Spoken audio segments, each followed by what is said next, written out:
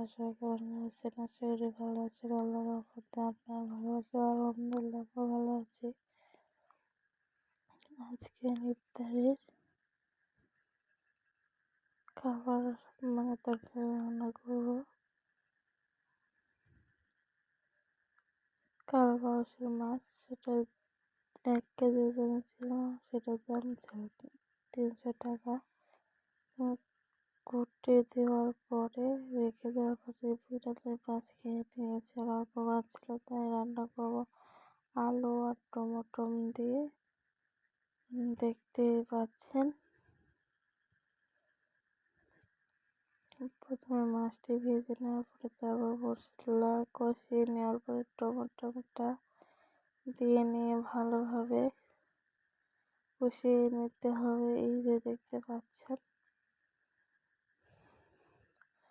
কষানোর পর হলে আলু আমি সিদ্ধ করে নিয়েছি, ছিলে নিয়েছি।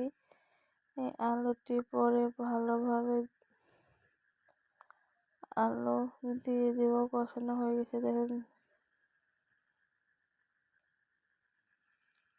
আলুটি দিয়ে দেব।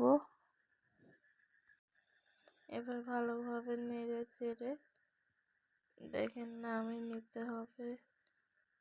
ফুটানোর পরে একটু আবার সব শেষে মাছটি ভালোভাবে দেওয়া লাগবে, তাহলেই রান্না হয়ে যাবে। দেখুন কত সুন্দর একটা কালার আসছে। আর ভিডিওটি যদি ভালো লেগে থাকে অবশ্যই লাইক শেয়ার অবশ্যই করে দেবেন।